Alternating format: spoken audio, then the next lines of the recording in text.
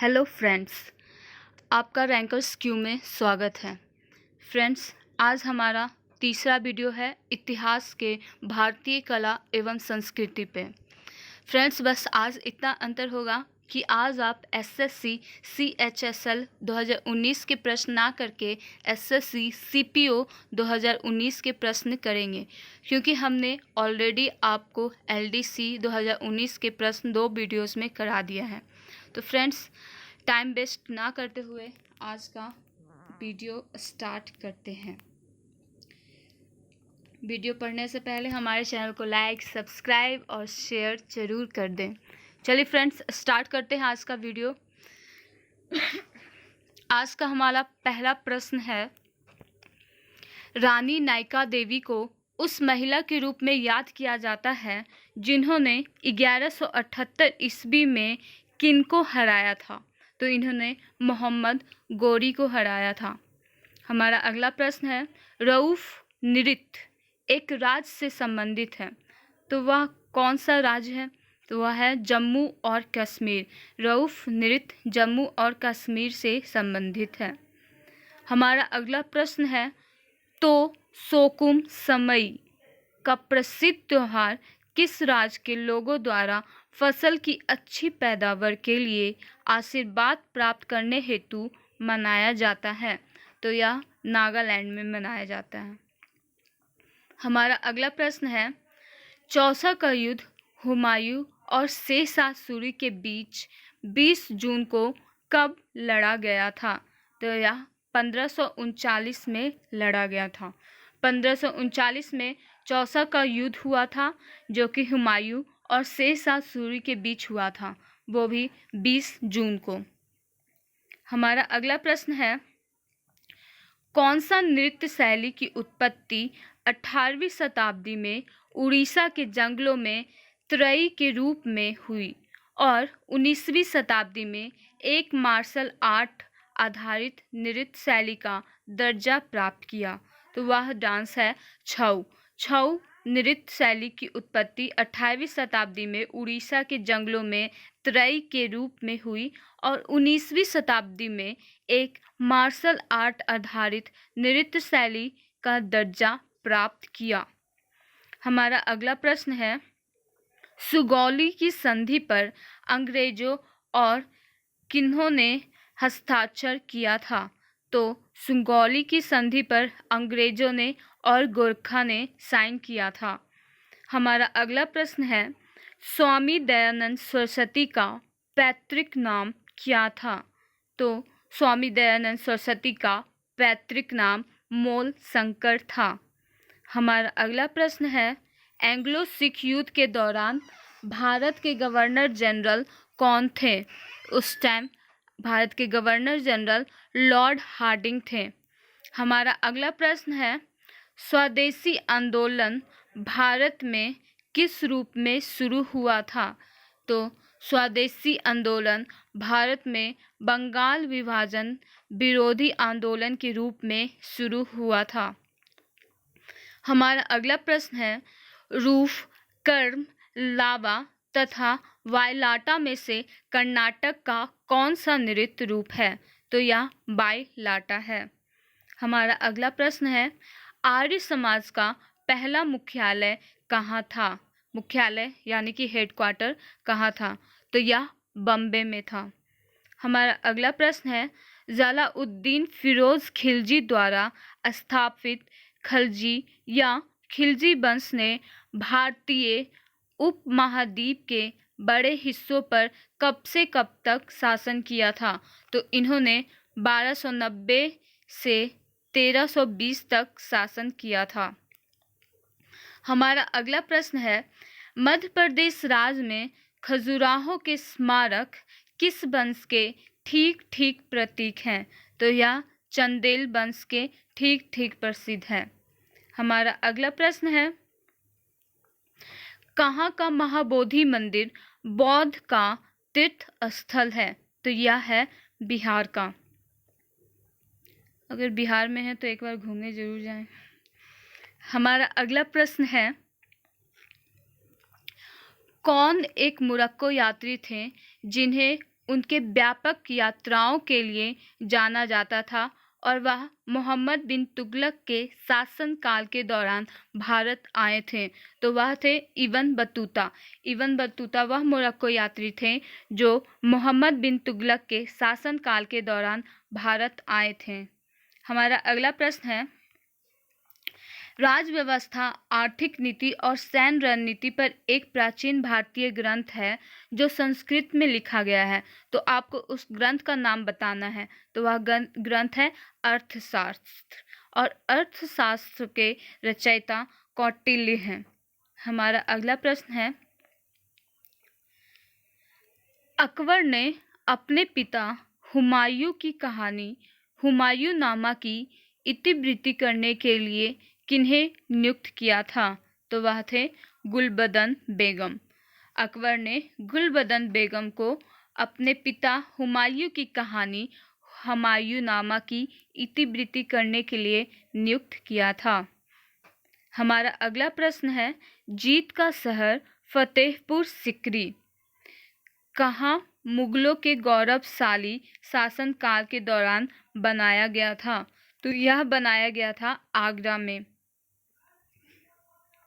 हमारा अगला प्रश्न है, मेगास्थनीज एक यूनानी इतिहासकार ने ईसा पूर्व 4वीं शताब्दी में किसके शासनकाल में भारत का दौरा किया था?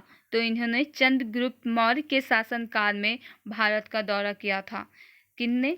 मेगास्थनीज ने। मेगास्थनीज जो एक यूनानी इतिहासकार थे जिन्होंने चंद्रगुप्त मौर्य के शासनकाल में भारत का दौरा किया था। हमारा अगला प्रश्न है, झूलन, कुम्मी, डापू तथा मरूनी में से कौन सा राजस्थान का नृत्य है? तो यह है झूलन। फ्रेंड्स, हमारे चैनल रैंकर्स क्यू में आपको प्रीवियस ईयर के मैथ्स एवं जीके जीएस के प्रश्न मिलते हैं। तो एक बार लाइक सब्सक्राइब करना तो बनता है। और आपको बता दूं, हमारा एक और चैनल है जिसका नाम है रैंकर्स क्यू 2.0, जिसमें आपको सीबीएसई का 6 से 10 तक के लिए सारे मैथ्स के प्रश्न मिलेंगे। हमारा अगला प्रश्न है, पोपीर, भवाई, सतीरिया नृत्य तथा पूर्वी में से कौन सा अरुणाचल प्रदेश राज्य का नृत्य है? तो यह है पोपीर। हमारा अगला प्रश्न है, यह माना जाता है कि भगवान शिव ने किनका रूप धारण किया और पार्वती से दक्षिण भारत में मीनाक्षी मंदिर के स्थान पर विवाह किया? तो भगवान शिव जी ने सुंदेश्वर का रूप धारण कर पार्वती से दक्षिण भारत में मीनाक्षी मंदिर के स्थान पर विवाह किया था। हमारा अगला प्रश्न है,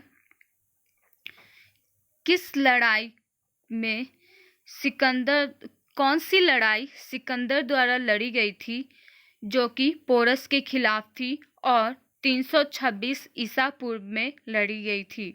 तो वह लड़ाई थी हाइडेस्पीज। हमारा अगला प्रश्न है, कौन सा वंश जिसने 1206 से 1290 तक उत्तर भारत पर शासन किया जो कि कुतुबुद्दीन ऐबक द्वारा स्थापित किया गया था? तो वह था दास वंश। दास वंश को ही गुलाम वंश कहते हैं। हमारा अगला प्रश्न है, सिक्किम भूटिया का एक नया साल समारोह है जो सिक्किम के चंद्र कैलेंडर के 10वें महीने में आता है। तो आपको बताना है कि वह नया साल समारोह कौन सा है? तो वह है सोनम लोसोंग। आपको दिख नहीं रहा बट मैं क्लियर कर देती हूँ, यह है सोनम लोसोंग। हमारा अगला प्रश्न है, एंग्लो मैसूर युद्ध के बाद ईस्ट इंडिया कंपनी ने बंगाल के राज्यपाल के रूप में किसे नियुक्त किया था? तो वह थे रॉबर्ट क्लाइव। रॉबर्ट क्लाइव को एंग्लो मैसूर युद्ध के बाद ईस्ट इंडिया कंपनी ने बंगाल के राज्यपाल के रूप में नियुक्त किया था। हमारा अगला प्रश्न है, कल्हण ने 12वीं शताब्दी में किस पुस्तक का विमोचन किया जो कश्मीर के राजाओं का एक ऐतिहासिक इतिहास है? तो वह पुस्तक है राजतरंगिणी। हमारा अगला प्रश्न है, उड़ीसा, राजस्थान, छत्तीसगढ़ तथा बिहार में से पंथी किस राज्य का नृत्य है? तो यह नृत्य है छत्तीसगढ़ का। हमारा अगला प्रश्न है, वैशाख किनके जन्म को मनाया जाने वाला त्योहार है? तो वह बुद्ध के जन्म पर मनाए जाने वाला त्योहार है। हमारा अगला प्रश्न है, गुलामगिरी पुस्तक किसने लिखी? तो गुलामगिरी पुस्तक ज्योतिबा फूले ने लिखी। यह प्रश्न तो हमारे वो प्रीवियस दोनों वीडियोस में भी आ चुके हैं, तब तो ये याद हो जाना चाहिए सभी को। हमारा अगला प्रश्न है, तराइन का द्वितीय युद्ध किस वर्ष लड़ा गया था? तो यह 1192 ईस्वी में लड़ा गया था। नेक्स्ट प्रश्न है, कौन सा एक जैन ग्रंथ है जिसमें जैन तीर्थंकरों की जीवनी है, विशेष रूप से पार्श्वनाथ और महावीर स्वामी की जीवनी है? तो यह है कल्पसूत्र।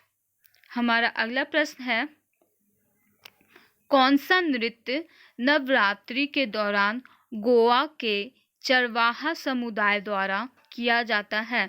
तो यह नृत्य है धानगर।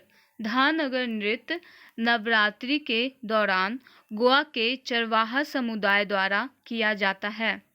हमारा अगला प्रश्न है, झारखंड, राजस्थान, गुजरात तथा महाराष्ट्र में से कर्मा किस राज्य का नृत्य है? तो यह है झारखंड राज्य का।